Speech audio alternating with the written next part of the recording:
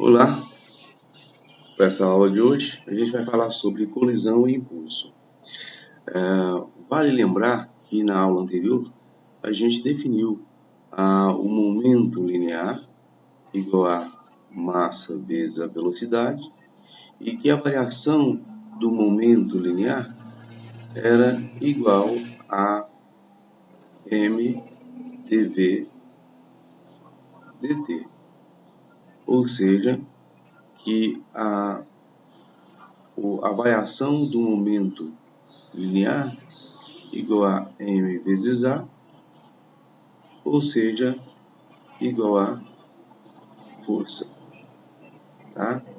Então, temos que dp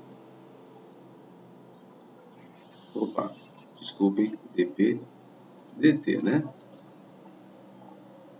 Então, dp dt igual a f, ou seja, que a variação do momento também pode ser escrito como sendo f dt. Se eu integrar dos dois lados, eu vou ter que o momento final e o momento inicial, que são os limites, que vai dar ΔP, igual à integral de f dt. Isso nada mais é do que o conceito de impulso, que você vai do tempo inicial até o tempo final, onde essa variação do momento é uma relação direta entre a força, o somatório da força, pelo intervalo de tempo. Então eu tenho que isso é conhecido como impulso. Então nós temos aqui que o impulso, que é a variação do momento, ó, lá eu defini anteriormente, né? Ó, variação do momento igual a integral de f de t dt, que é igual ao impulso. F de t, essa integral, é igual ao impulso, onde esse impulso também pode ser representado pela variação do momento. Observe, por exemplo, se você tiver um jogo de beisebol, né? Um taco e uma bola. A relação aqui do impulso vai depender da intensidade da força e do intervalo de tempo que essa bola fica em contato com o taco. Então, o impulso, que é a variação da quantidade de movimento, né? Você tem uma bola que está numa velocidade e você vai imprimir uma outra velocidade a ela. Então, impulso pode ser escrito como sendo mv final menos mv inicial, ou seja, variação do momento. A representação do gráfico é essa aqui, ou seja, no intervalo inicial, onde se você tiver um jogo de beisebol, então você vai ter o taco, a bola vindo na direção do taco, e no momento que é rebatida, ou seja, no intervalo de tempo inicial entre o tempo inicial e o tempo final, é a sua variação do momento. Então, essa variação aqui vai te dar essa área sobre a curva que é determinada como o impulso. Eu também posso representar pela força média, né? Saindo desse gráfico. Então, ao invés de pegar o somatório de f de t dt, variando do tempo inicial até o tempo final. Então, ao invés de pegar essa força variável, eu pego o somatório disso aqui, que é a força média. Então, o impulso, que é esse somatório, pode ser força média. Então, fica esse gráfico aqui, que é essa área sobre a curva. Bom, se você tiver várias colisões contínuas, o que vai acontecer? Acontece que a cada momento você vai ter uma bola, ou seja, uma colisão em série.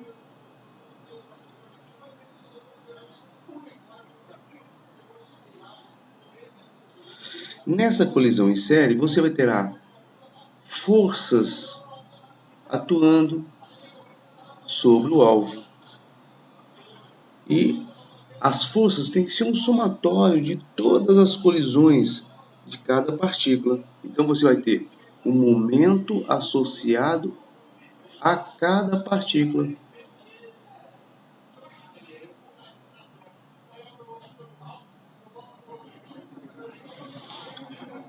Onde você vai ter N, que é o número de projéteis,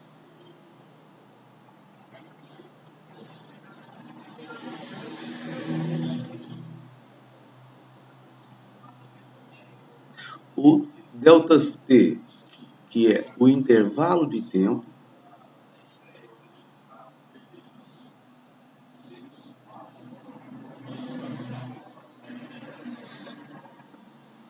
você terá a variação do momento para cada partícula, então, no caso aqui, o P de cada partícula, e quando ela colide, ela retorna. Então, você tem uma colisão onde essa partícula vai voltar. Então, você tem um ΔP, que é variação do momento de cada partícula.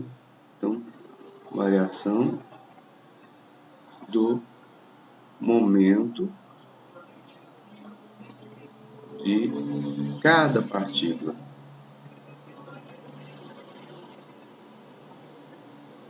Bom, então, nós vimos na expressão anterior que o momento ou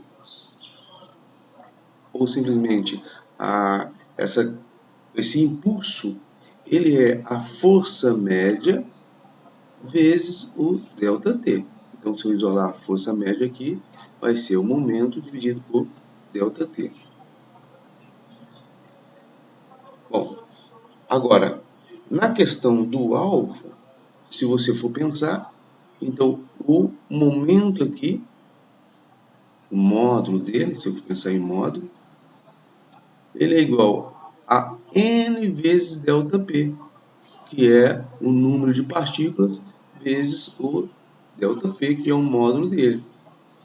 Né? Então, em valor absoluto. Só que agora eu estou pensando no impulso do alvo.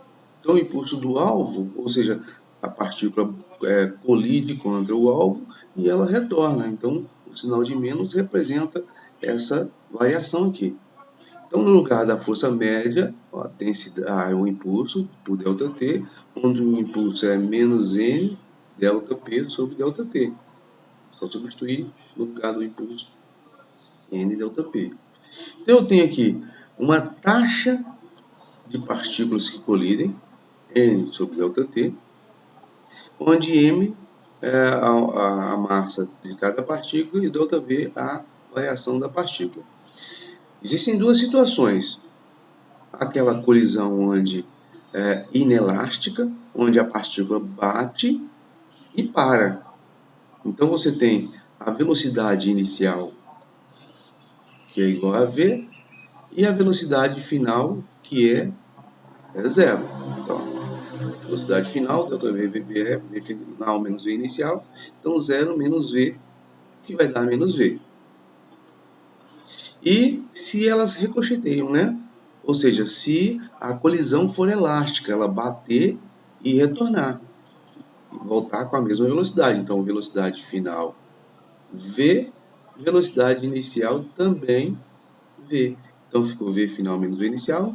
Logicamente, como ela está voltando, então há um sinal de menos representando o sentido oposto. Então, se ela vai com v, ela volta com menos v. Então, final menos v, menos v. Então, fica menos 2v. Qual é a conclusão que eu chego? A conclusão é que a força média vai depender do tipo de colisão. Se a colisão for elástica, isso aqui é menos 2v. Se ela for inelástica, isso aqui é v. Então, situação elástica,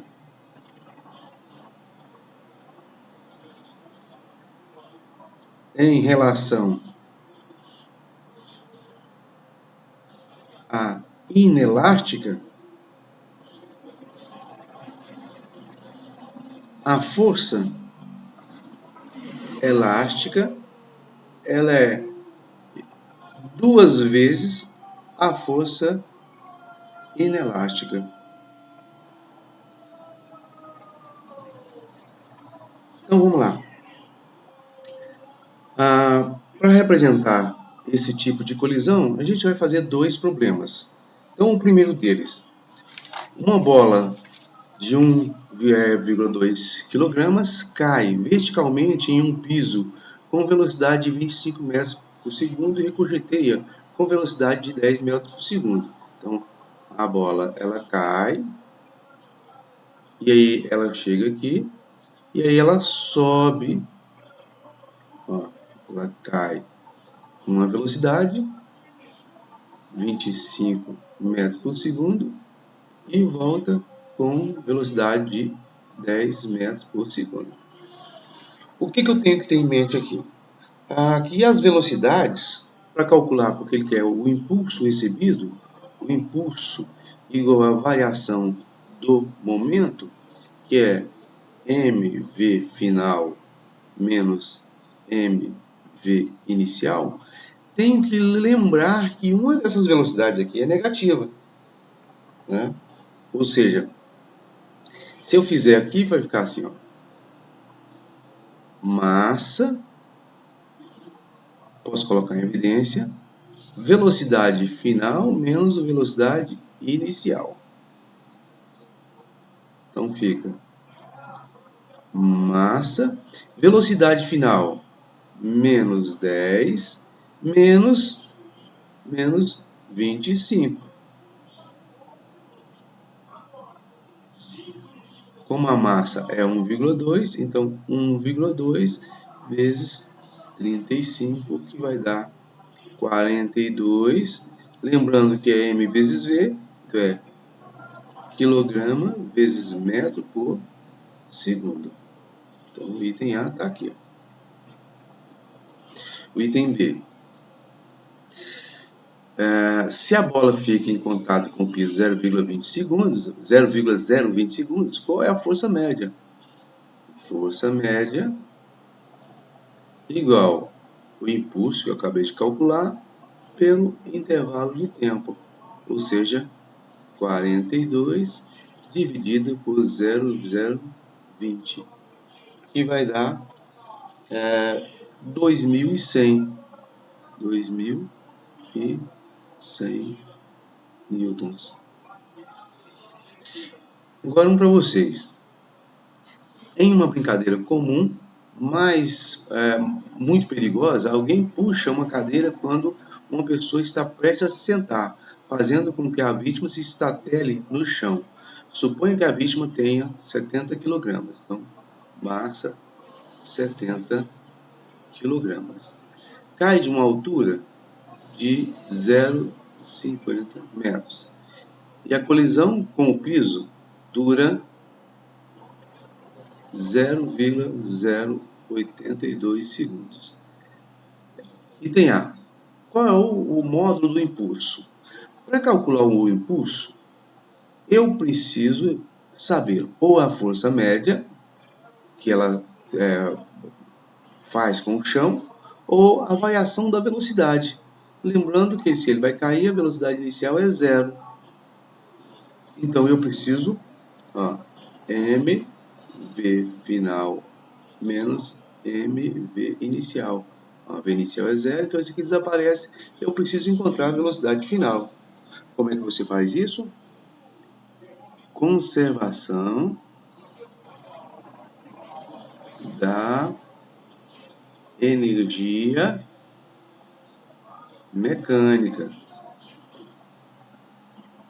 Então ela vai cair, então ela tem uma altura mgh. Quando ela chegar no chão, ela tem mv ao quadrado sobre 2. Tinha energia potencial gravitacional e transfere tudo para energia. Então você encontra o V. Encontrando o V, é só substituir G igual a mv final. Então está aí o item A. Já no item B, ele quer a força média aplicada. Então, você tem que a força média vai ser igual ao impulso dividido pelo intervalo de tempo que ele deu aqui, ó. Tá ok?